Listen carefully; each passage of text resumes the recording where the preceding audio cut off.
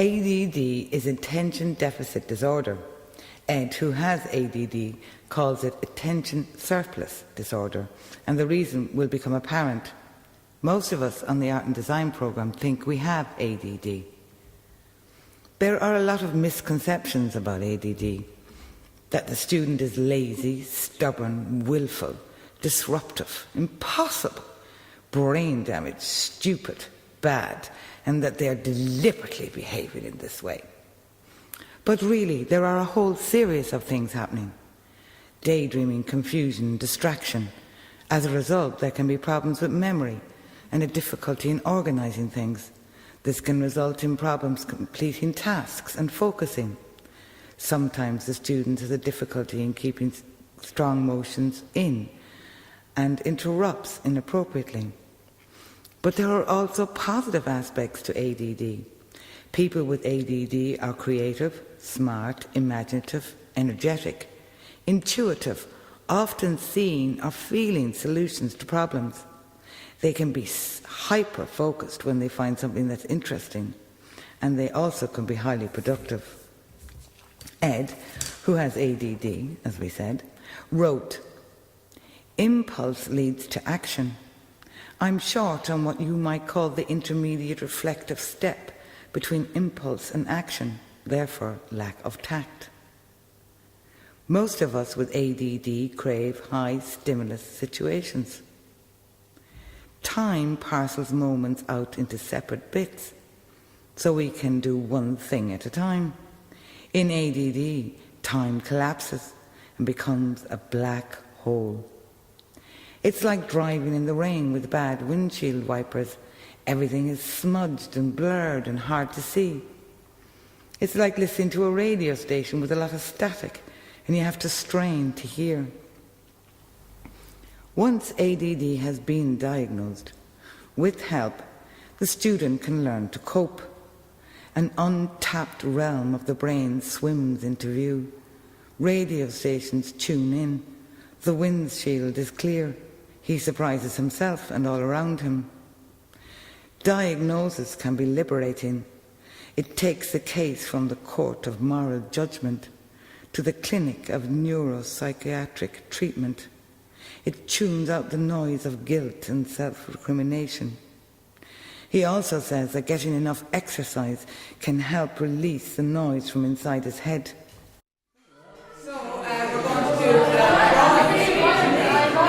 and we're going to do a series of still life drawings, and then we're going to continue on, and then we're going to do a whole series of still life drawings, and we're going to do one still life drawing of the still life in front of you. So what can we do as teachers to help students with ADD? Fortunately, there are structures, strategies and supports. For a student to be identified with ADD, they undergo an educational assessment. This is carried out by the National Educational Psychological Service, NEPS. This takes the form of a written report which outlines the student's abilities, disabilities, skills, talents, educational and behavioural needs. It identifies the additional social and behavioural supports required and recommends strategy and curricular interventions. The report is then given to the family and the school.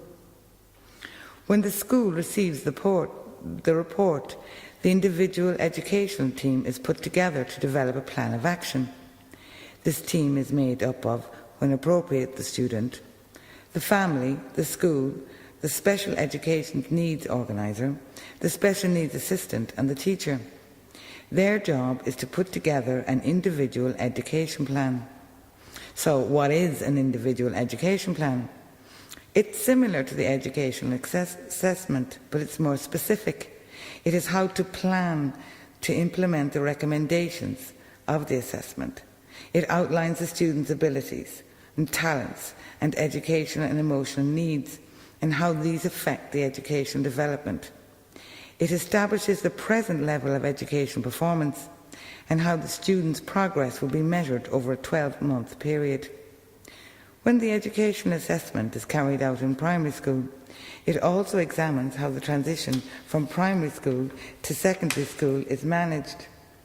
The individual education plan is good, but is not required by law. Strategies. Routine is very important. Clear prompts or clues for when activities start or finish. A few clear classroom rules and behavioural guidelines are required, and ensure that the student understands the rules and the consequences when the rules are broken. Concentrate on a few behaviours at a time and ignore the minor misbehaviours. Give positive feedback on good behaviour and be specific on what you are praising. Assist the student to organise their desk, bag and homework, and maybe help them make lists of the jobs that they have to do. Good classroom management is very important. Ensure that the student is not sitting by a window or a door where distractions occur. Position the student in front of the teacher and surround them with focused students. Encourage peer support and develop a buddy system. It is also important to provide a chill-out zone so that students can take a break when it all becomes too much. At the start of each class, review the previous lesson. This helps the student to focus. When giving instructions, ensure that you have the attention of the student. Be clear and concise with directions. Undertake a task analysis, dividing the task into small steps. This will be beneficial to all students. Give one instruction at a time. Use visual aids and handouts to emphasize what they are going to do. The use of appropriate ICT can be very beneficial. Vary the pace and activities. Give regular feedback and invite feedback. Be consistent and specific when praising or reprimanding behaviour. Work quietly rather than no talking in class. Actively involve students. Ultimately, students respond best when the teacher is enthusiastic and interested, firm but flexible, and establishes clear but simple class rules.